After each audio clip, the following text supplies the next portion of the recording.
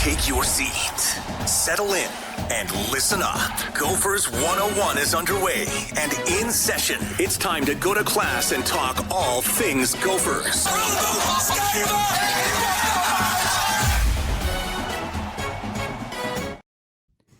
Well, here we are, Thor Nystrom. It is officially Oregon championship season. And I will say this about the head football coach. I miss that somewhere in the last couple of years, he quit calling each thing a championship season and naming the team.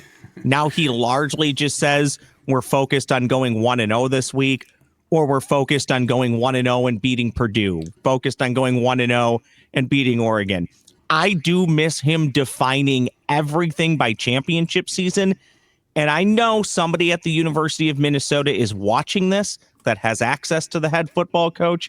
We need to bring back championship season, because even if it's a little ridiculous, it's great branding and I love the bit. So happy Oregon championship season to you, Thor. Happy championship season to you as well. And we know that the head football coach in Minnesota, that he cares about, the branding and the messaging. And I do have to say, I very much appreciated, his comments about that after the Michigan State game, like sort of answering people that make fun of some of that stuff. Like he had really insightful comments about that. So yeah, it's someone that cares about it, someone that thinks about it, and we won't be making fun of anything Peach says on this show. No, and also on the community side, then we'll get into real football. If you want to poke fun at him, fine. You think he's a less than stellar football coach, that's fine. I think a lot of us, I, even Manny, will likely disagree with that. He certainly has his faults. Every coach does.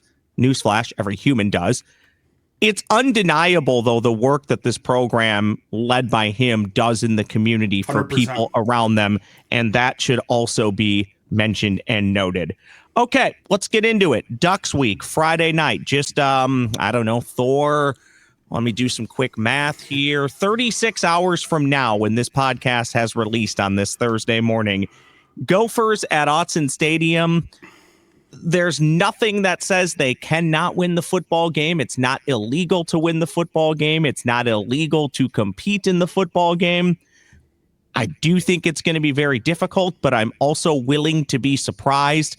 And I would be running down the streets of the North Metro at midnight, screaming at the top of my lungs if the Gophers are to win this football game. I will be out there with you, my man, and I'll bring the supplies to erect the PJ Flex statue if that happens. You and I can be out there late at night, into Saturday morning building Highway 61 just hammering away in the North Metro. 100%, yeah, and have that thing rise up into the sky. There's, look, I mean, just look at the point spread. Like the implied win probability. Obviously, it's low. I would like to start my comments, though, talking about this game, looking at potential paths for the Gophers to make this one interesting. Let's do it. What do you got? If they can walk down. First of all, everybody knows Oregon, prime CFP contender. They're 8-1, assuredly marching towards another college football playoff where they hope to make a run, and they have the team to do it. You're looking at the number 12 SP plus offense, the number 2 SP plus defense. Oregon's got a nasty defense, and they're 32nd in special teams. 31st strength of schedule so far is what they have played to accrue the 8-1 record.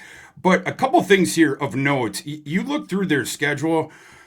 Oregon, they played at Penn State earlier this year. That's when we thought Penn State was good. Remember, everyone was going nuts because of how well Dante Moore played, and they were able to win in Happy Valley, yada, yada.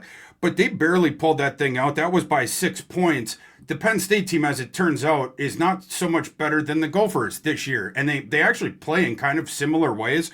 So I thought that was an interesting one. But you think of this one is in Eugene, right? Oregon lost to Indiana by 10 points in Eugene earlier this fall with a 1% post-game win expectancy. They were dominated at home in that game. And then last week, they go to Iowa.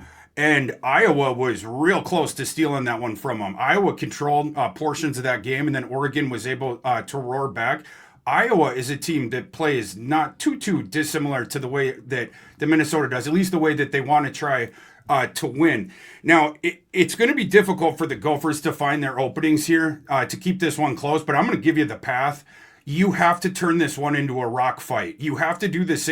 Wisconsin tried this with them too. Wisconsin actually, only, I think, lost by 2 touchdowns to Oregon, even though they can't play offense and Oregon has the nasty defense. But you have to do that. Iowa was successfully able to do that. Now, that was at home for Iowa. That was in Iowa City, and it was in inclement weather. Which you could argue who that benefited or whatever, but they were successfully able to do it. That's what Minnesota's going to have to do here. You get into the analytics on it. Can they put any points on the board? You know, obviously on the one side, you're going to have to hold Oregon to 24 or less points if you're Minnesota, maybe 21 points or less to have a shot in this one. But you go to the other side. Can the Gophers get 2 touchdowns on offense to make this one close and make this one interesting? That number 2 SP plus Oregon defense, they have 3, you get into the weeds on the analytics, 3 weaknesses of it. And Minnesota's going to have to exploit probably all of these in order to keep this one close. Number 1, Oregon, interestingly, they have a very poor stuff rate on defense. Even though their run defense is good, even though their defensive front is good, you can nick them with paper cuts in the run game all day long. And what's interesting about that is at least at this point has not been a strength of the Minnesota offense. It has been in the past, right? Darius Taylor running behind some of those good offensive lines. Darius has been nicked up. The offensive line, Ross, we've been having questions about that or concerns going back to the summer. That has not been the ethos of this Gopher team. Can you sort of turn it back to pre-2025 Gopher offensive football and try to grind that thing out on the ground where you can at least nick them with the paper cuts, keep the clock running when you have a neutral game script? Can we get to halftime with that thing close, in part by doing that? And then 2 other ones. One is outside of the Gophers' control, but I think this is the one area they're just going to get in advance because Oregon's defense gives this to you. Oregon's defense gets penalized a lot. They're like 100, like sub 125th in the nation out of 136 teams in penalty rate on their defense. So you're going to get some free yards. And then the last one, and this one's super important. Oregon's defense, while it's really, really good between the 20s, if you can get into the red zone, they allow a high preponderance of touchdowns to teams that get into the red zone. They're very poor at that, actually. So easier said than done, getting inside their 20-yard line. But believe you me, and believe you Iowa, and believe you Penn State, and some of those teams that have played them. But if Minnesota, by hook or by crook, paper cutting them with the run game a little bit, maybe the short passing game, you get some penalty yardage from them. If you can get into that red zone, that is where that defense becomes more forgiving. So those are the 3. And then last thing here, and this is an interesting one to keep an eye on vis-a-vis Drake Lindsey. Drake Lindsey, he struggled so much against Iowa, right? That was like the implosion game. And what was interesting about that game, as we talked about in advance, Ross, is Iowa and their defensive coordinator, Phil Parker, run some of the highest preponderance of zone coverage of any team in the nation. And this is going back 10 years. You are going to get the exotic zone coverage looks from Iowa all game long. And Drake Lindsey, it turns out that confused the heck out of him, and he gave the ball to Iowa several times. This one, Oregon's defensive profile, it is completely inverted, completely flipped. Oregon runs man coverage at one of the highest preponderances in the country. Drake Lindsey seems to be a little bit more comfortable against man coverage, allowing his guys to beat it. The NFL style system that the Gophers run on offense with Greg Harbaugh, the choice routes that they have and different stuff like that to beat man coverage. You might match up a little bit better in this one, the pass game, maybe than you did, for instance, against Iowa with the zone coverage. I think that's one to keep an eye on too, but you have to give the caveat there that Oregon's pass defense is elite, but the young quarterback a little bit more comfortable against the coverage style that he's going to get in this game. Can his offensive line hold up, give him a little bit of time? We'll have to see on that. And can the run game help out? That's really where the Gophers need to get those consistent dividends on the ground, even 3 yards a pop, right? Like, because Oregon is not good at generating tackles for loss against the opposing run game. So I think that is the key for the Gophers, at least going into the fourth quarter, trying to keep this a 1-possession game. Yeah, and I don't want to be moral victory guy, which I know at times I'm accused of being, but as I've said multiple times, even to you, Thor, I think sometimes you need to view games and seasons in the prism of where they're at. It's not feasible for every team to go 12-0 every year. in our lifetime, it really hasn't been feasible for the Gophers to ever really go 12-0. So I think you just have to look at them on a case-by-case basis. I would say for this game, Thor, one thing we didn't touch on that I am terrified of, if you want to get to even quote unquote the moral victory point of maybe losing a game 38-17, 38-24, 24-13. I don't know what that would be. You're going to have to get good solid play from your defense. You're going to have to do something to slow Oregon down. But on the offensive side, Thor, I would expect, and you can tell me if I'm wrong, even though they haven't really been able to run the football well outside of a few games this year, I would expect to see a lot of 12 and 13 personnel with as many tight ends as possible, trying to get those 2, 3, 4 yards a pop.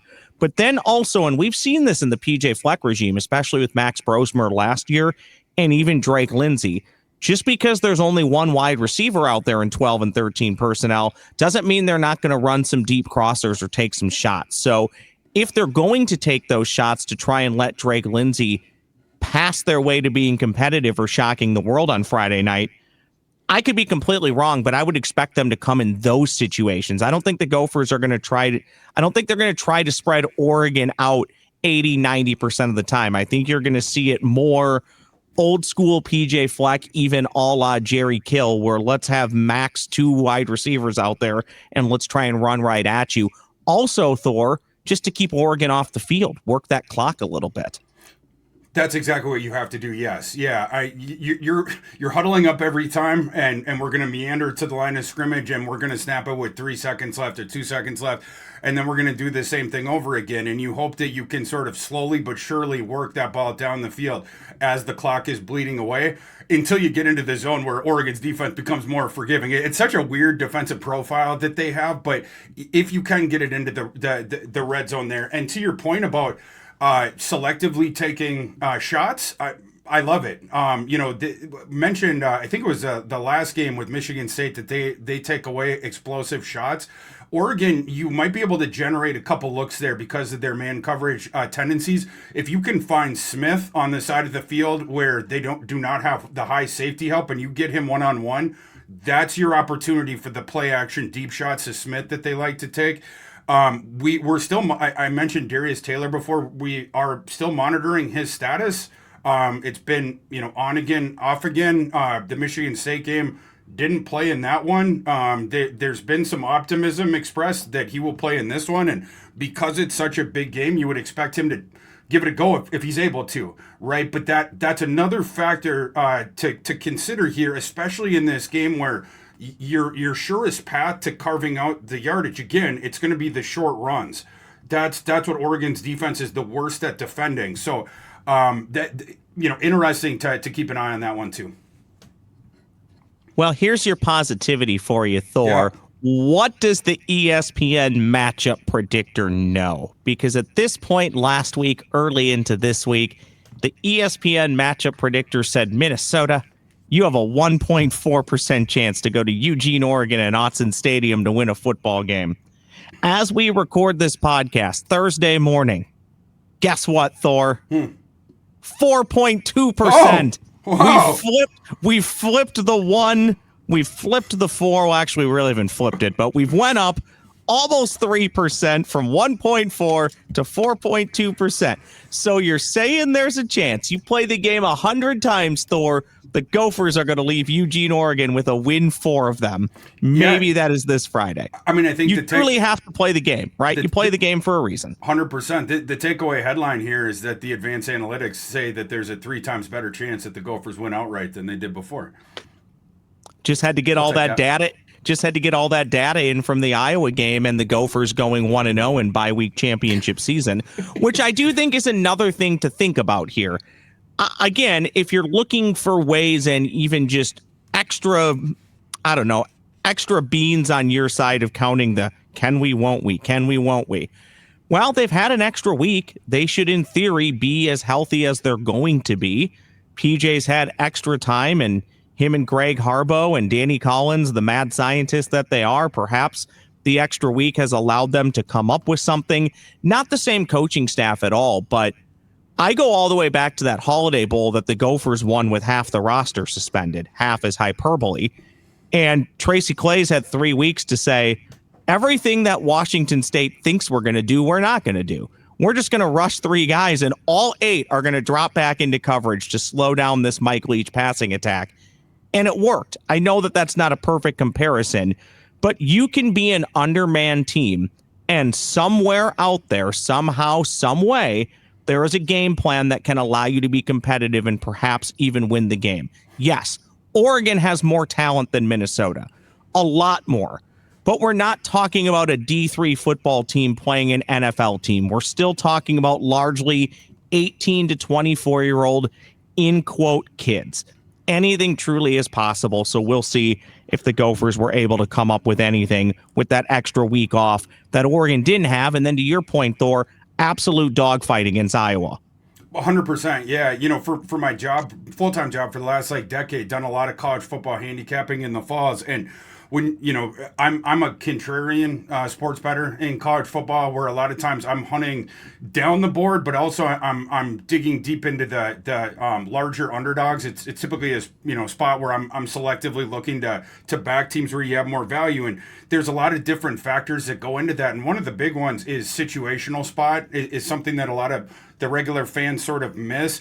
This is a really, really interesting spot. You bring up, some of that context of the Gophers are coming in off of a bye. Oregon is not. Oregon had to play in these horrible conditions last week in Iowa City against a team that is known in the Hawkeyes to be one of the more disciplined and physical in college football. It's not easy for Oregon turning around now with 1 day less of rest here, even though they're the home team. Right. And then the other factor there going against Oregon, not only the quick turnaround there, but you have on deck USC, 7-2 USC currently, another team that believes that it is a CFP hopeful. And then the week after that, you travel to Washington for a huge game in a very difficult environment to play in. This is a bad sandwich spot for Oregon. Again, coming off the Iowa game and you just barely win that super physical game in horrible conditions, and you have USC coming up next. The factor going against it, so you can't say it's a total smash spot, is I don't like when the team the opponent has to go back multiple time zones and play a night game. Right, because that game's going to kick off. Is it 8 p.m. local time for the Gophers? 8 p.m. our time on Friday night. Right? Isn't that true, Ross? I'm pretty sure it's an 8 p.m. kick here. Yes, it's 8 p.m. Central Time, which means, I used to literally at a past job, I had to have a time zone chart in front of me so I could make sense as to what these times are. I'm pretty sure they're West Coast, right? It's 6 p.m. for them. That should be 6 o'clock West Coast Eugene time. That is the one factor of the situational spot thing where you do tilt it towards Oregon, right? Because the game for the Gophers, body clock time, that thing's going to get done at 11:30 or whatever. So better for Oregon in that case. But all the other sort of situational factors, they're in favor of the Gophers here. So it's going to be interesting to see how those two things sort of jive, especially when you're trying to consider a path to, can the Gophers keep this thing close or keep it within the margin deep into the second half, and then you just hope that you get a mistake. You hope you can turn the thing into a coin flip, and then maybe you come out on the right side. Last thing on Minnesota, Oregon, you're heavily involved in college football, so I don't want to put you in a tough spot. My early prediction, and good for me, I texted a few buddies the day the Gophers went to Columbus and lost, and my score prediction was 42-3 Ohio State wins, okay? This time I'm willing to put it on record. My early prediction has Oregon 45, Minnesota 7. My optimistic prediction has Oregon 38, Minnesota 20. Am I off base on either one of these? I'm not trying to make excuses. With all the things that we said to lay out the path for the Gophers to win, and I do believe, people might think I'm making it up, but anybody can win any week. We see it almost every week, Thor. Some team wins a college football game, and you go, how the bleep did that happen? The Gophers have been those teams that have done that before. It's been a while, but they have. I just think, knowing what we know, and again, I give the head football coach a lot of praise. But in situations like this on the road, he tends to play them very vanilla and to perhaps only lose by 30 versus losing by 45 or 50. And I fear that that's where this game will head. However, Thor, what changes that, to your point, is can you get to half within shouting distance? Yeah. So the most important thing to me is the first quarter. Can you survive the first quarter and not be down 14 rip, 21 rip after 15 minutes? If you can do that, okay, with each passing minute, there might be more buy-in from the players, the staff, and for what it's worth, the fans watching at home. Yeah, I'm gonna say 28-13, Oregon. I do believe that the spread is too big. I just do. We have seen Oregon, like, when is Oregon winning by these margins? They've played closer against some of these teams, including teams that are less talented than the Gophers, Wisconsin, excuse me. But the spread being 25.5, and then you have an over-under of 44.5. The total of this game is the thing that I more or less agree with. I think that's an inflated number, and again, I do think that there's a path to the Gophers having some semblance of success here. That would keep it, at least the game's not over at halftime. At least we don't have to turn it off at halftime. That it could be interesting into that. But I think the status of Taylor is big. If he's out and you got to go with the freshman fame. I like his game, enough, but I want the two running backs there because my conception of this game is just the thing that you were saying, that some of the criticism about Pease and the vanilla offense, in games like this. This is a game that profiles where my game plan would be super vanilla. Because again, I want to just try to paper cut them with the run game as best I can.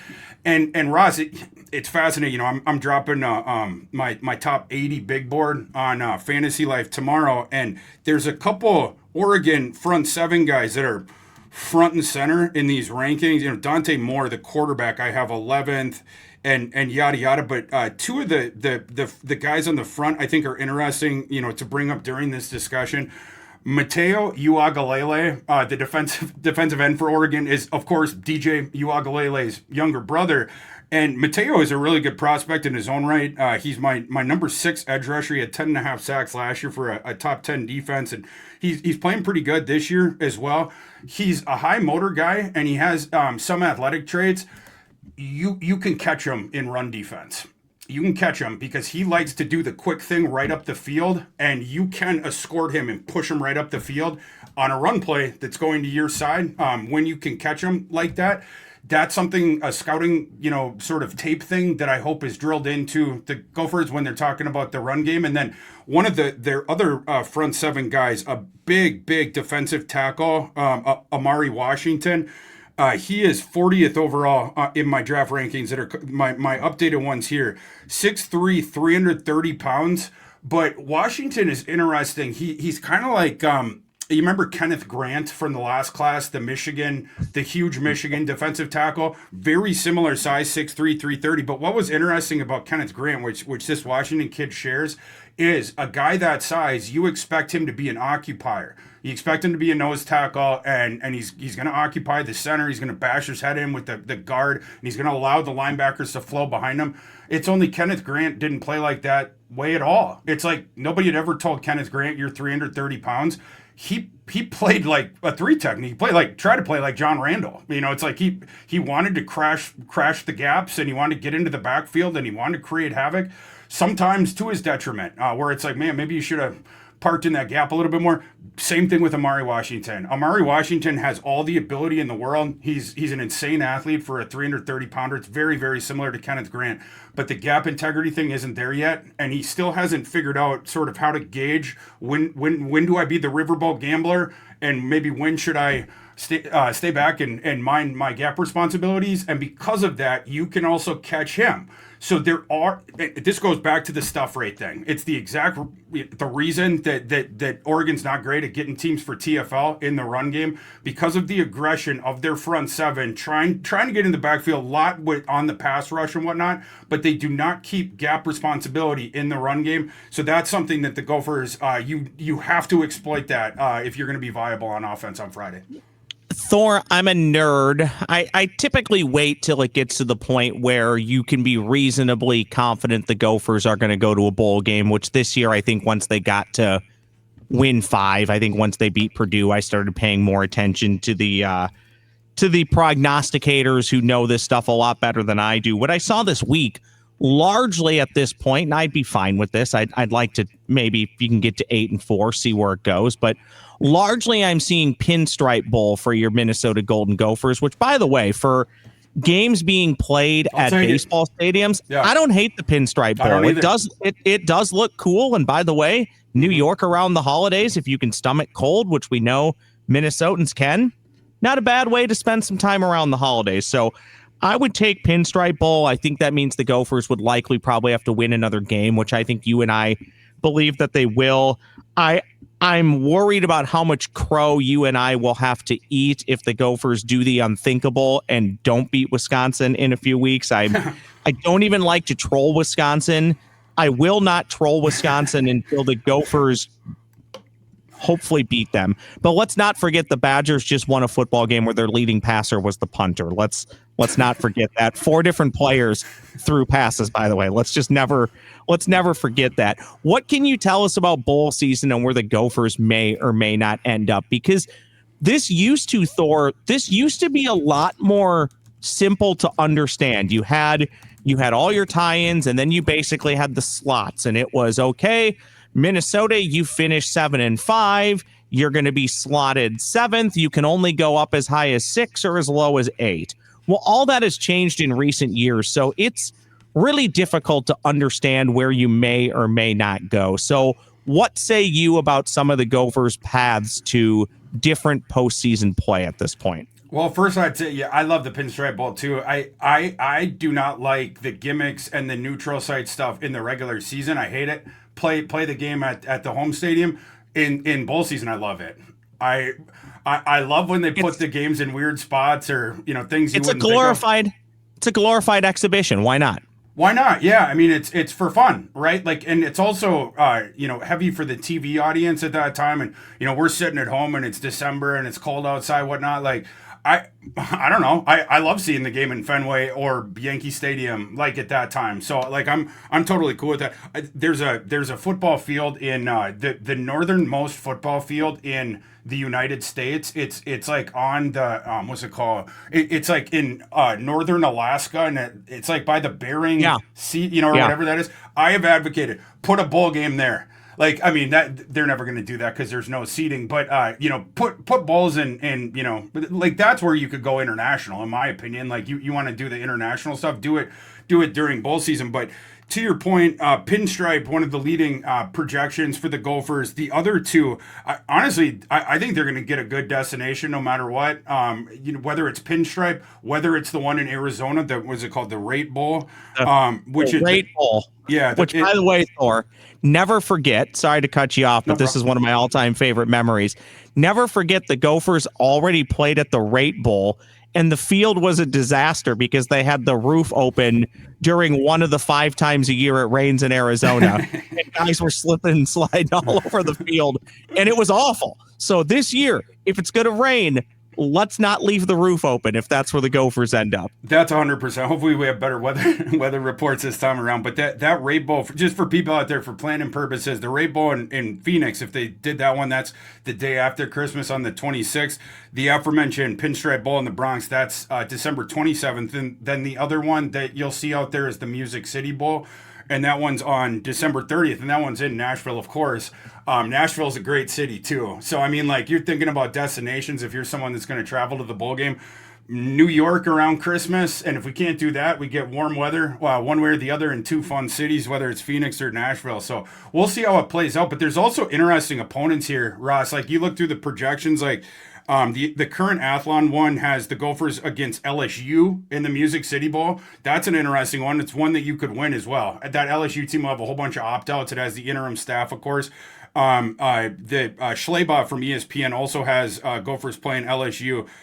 Pittsburgh's another opponent that's been bandied about, and then Iowa State, for potentially for the Rate Bowl matchup with the Big 12. But yeah, we still have to see this thing play out, and see if the Gophers can get to 8-4 and get higher on the pecking order there, the totem pole when they start picking the bowl slots.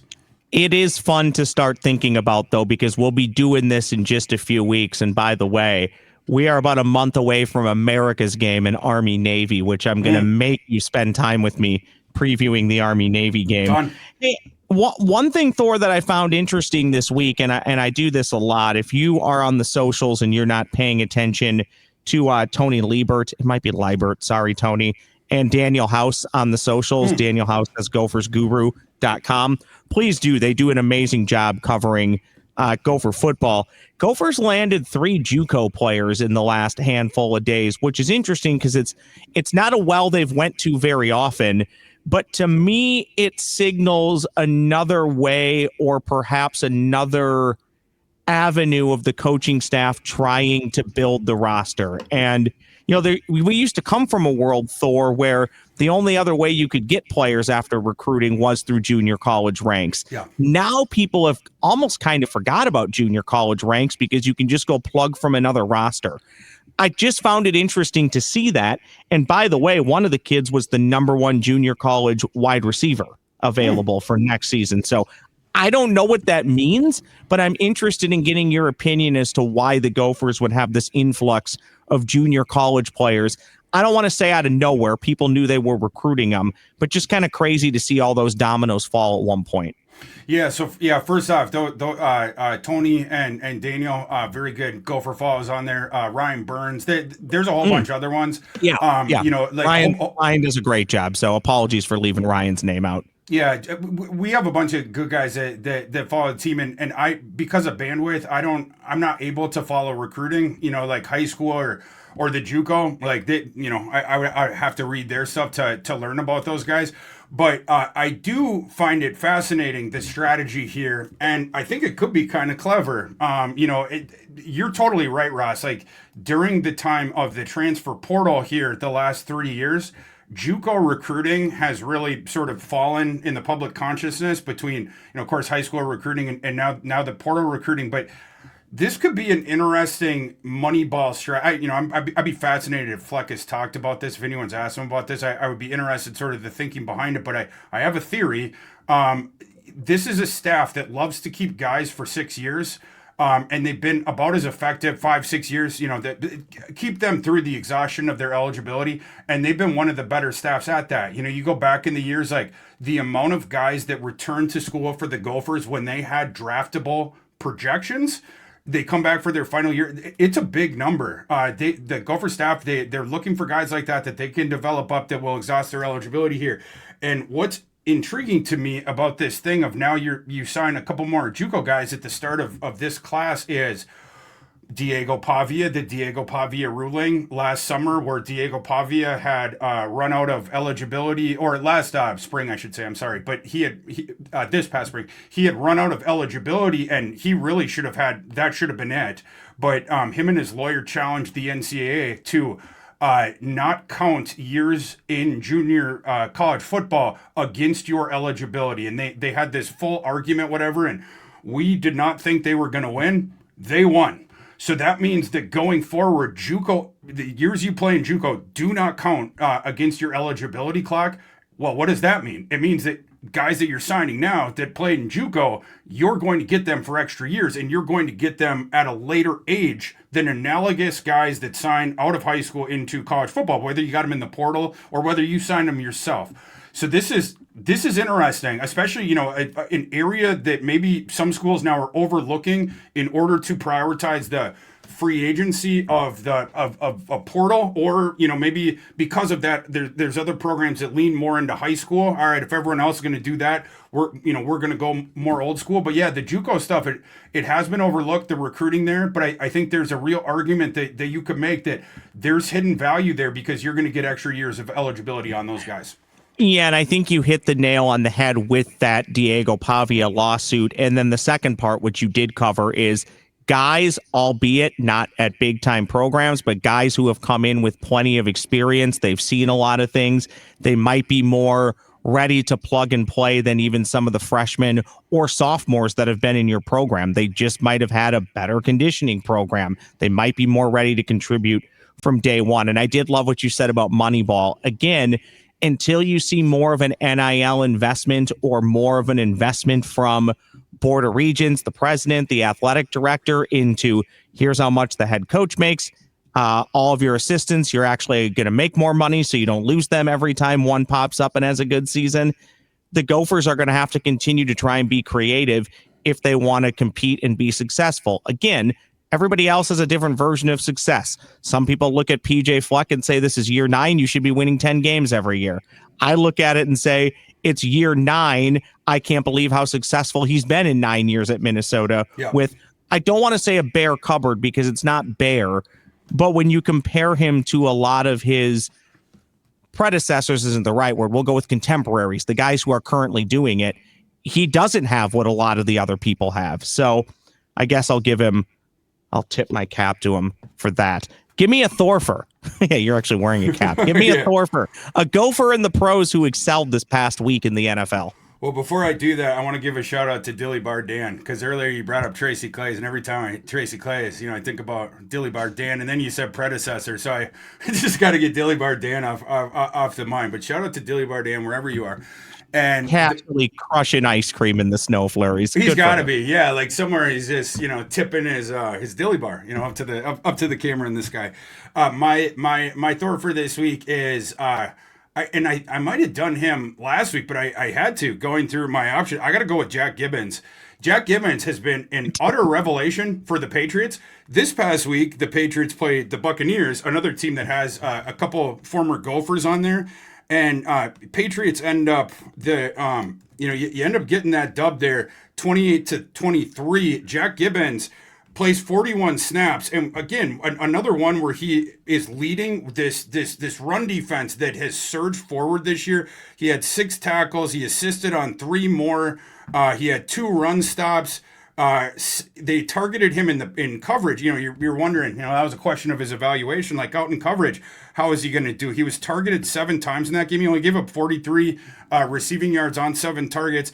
Jack Gibbons continues to play really, really well. Of players that had more than 16 snaps in that game for the Patriots, Gibbons had the highest PFF grade of any of their defenders. So he has become like this super valuable cog to this resurgent Patriots defense, and it looks like the Patriots are going to do stuff. So Jack Gibbons, we would not have predicted this when he was coming out of college, but he is a major, major contributor for a team that looks like they're going to make a playoff run here.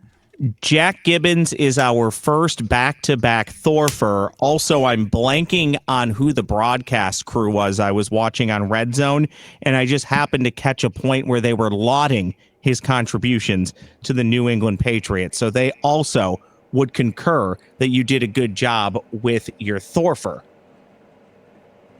Hell yeah. Row the boat, Sky, you might go Gophers.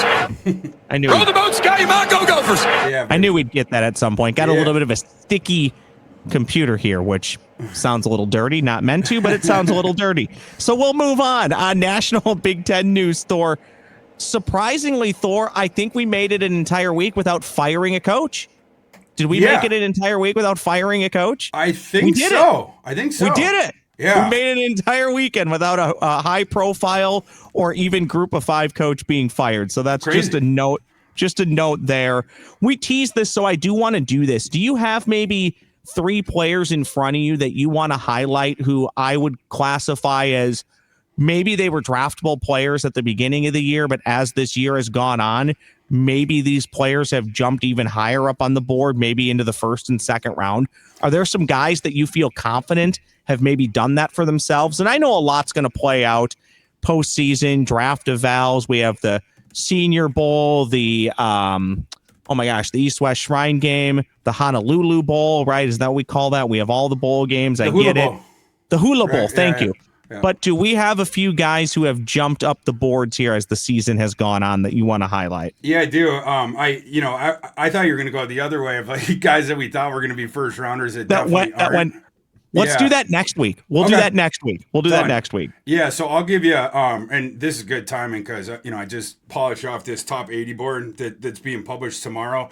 So I'll give you a few names. Guys who have surged. Arvell Reese from Ohio State is now a top 5 consensus draft prospect. He did not come into this year seen as a first round guy.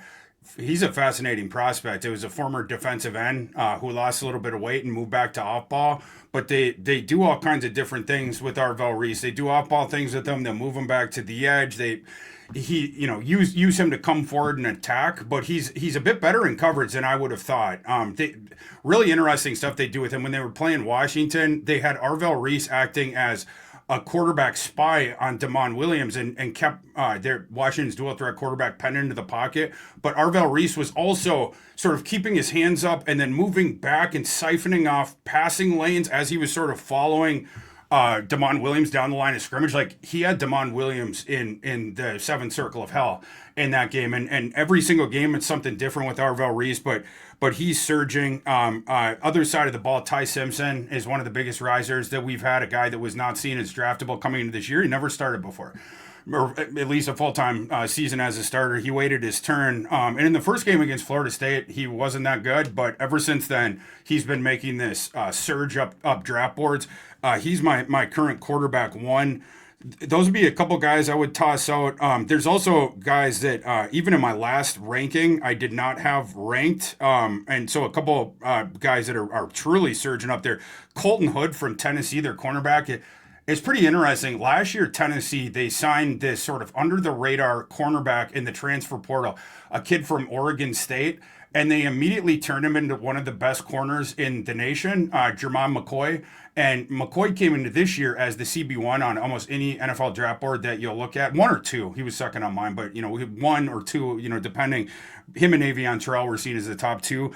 Well, McCoy has not been able to play this year yet because of an injury that he suffered over the offseason. But Tennessee has done it again. This time they stole someone off of Coach Prime's roster at Colorado, this kid named Colton Hood.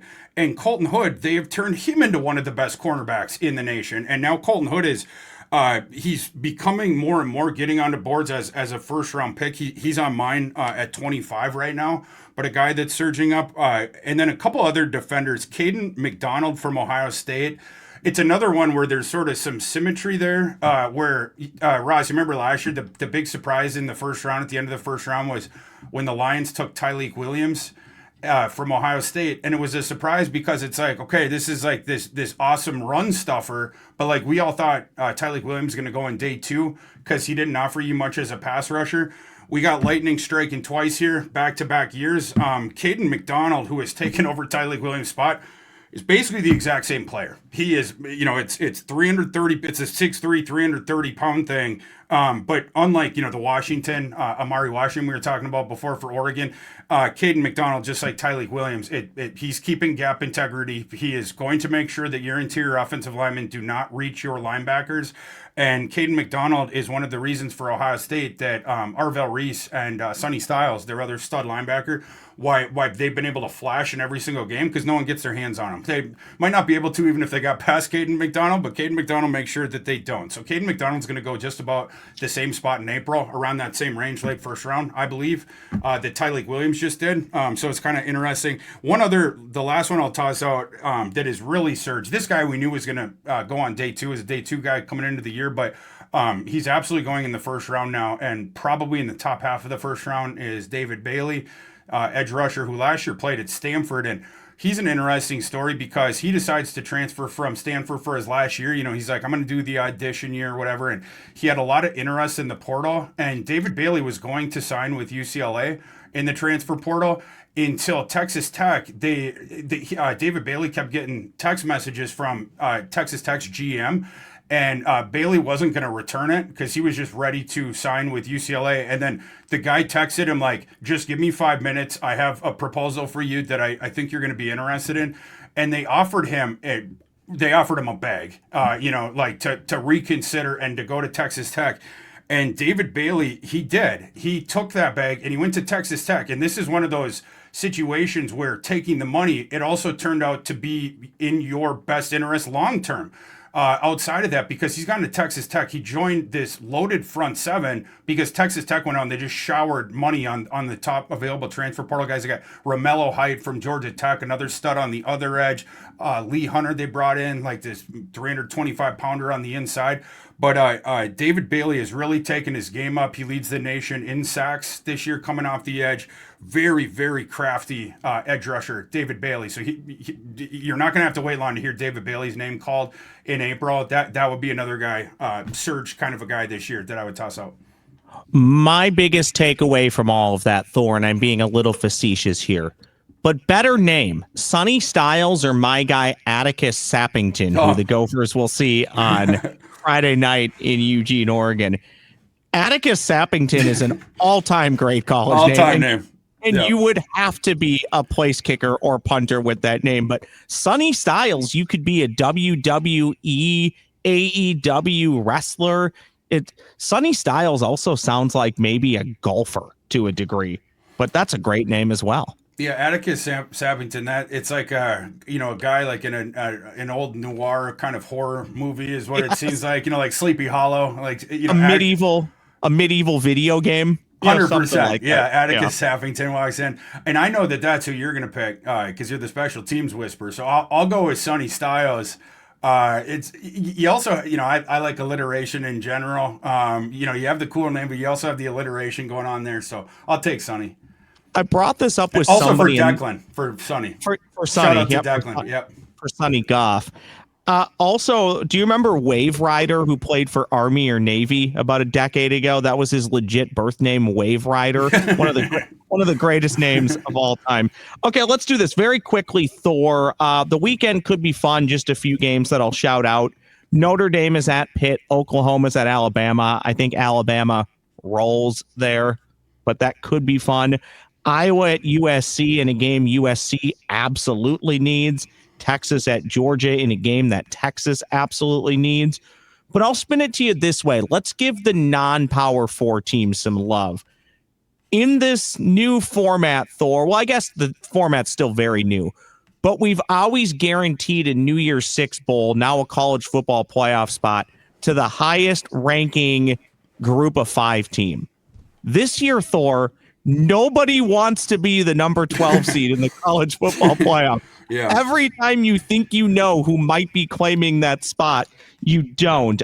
I guess right now it's probably North Texas. I also think our Navy squad has a chance at it still, but is there anybody else?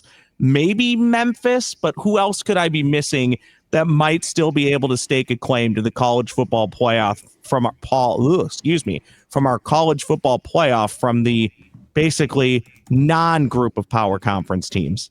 I think you would have to toss out James Madison as well. James Madison 8-1 from the Sun Belt, and a team that plays good defense and can also put points on the board. And they're a team that is going to be probably 2 touchdown plus favorites in their last 3 games. So we believe that James Madison will be 11-1 going to their conference title game. So that would be another one I'd toss out. But Roz, to your point, we got a fascinating matchup. You could look at it, I suppose, as a true eliminator for that, with South Florida ranked currently 24th, traveling to the aforementioned Navy this weekend. It's the earliest kick on Saturday, the 11 a.m. Central one. USF on the road there, they have them favored by 9.5. That's kind of interesting. I don't love laying double digits or around double digits against the Service Academy. And this game, it looks like one where that I think Navy matches up decent in. South Florida, their defense is not good. I'll be taking the points there for sure. And you might want to put South Florida on upset watch from that one. Yeah, good call, though, by the way, that I left out a top 25 ranked South Florida team. So thank you for catching me on that. My emotional tie is I would love for the Army-Navy game to hold everything up as we're waiting on the result of the Army-Navy football game, which almost happened a few years ago with the New Year's Six, and it was avoided. But one of these years, Thor, it's going to throw a massive wrench in the plans when they have to wait on the Army-Navy game, which plays all by itself a week after the conference championship games. But we'll cross that bridge if indeed we do get there. Thor is back with me next week on Gophers 101. Thank you as always, Thor. Appreciate it. Absolutely. Can't wait. That is the Thor. Thor, what are you on the X machine? I should know that, and I don't. At Thor KU, Rock Chalk. Oh my gosh, I do know that. Sorry, I'm just blanking. I'm an idiot. And I would be at the Ross Brendel, the aforementioned idiot. Ross Brendel, we are out. This is Gophers 101. Thank you so much for watching and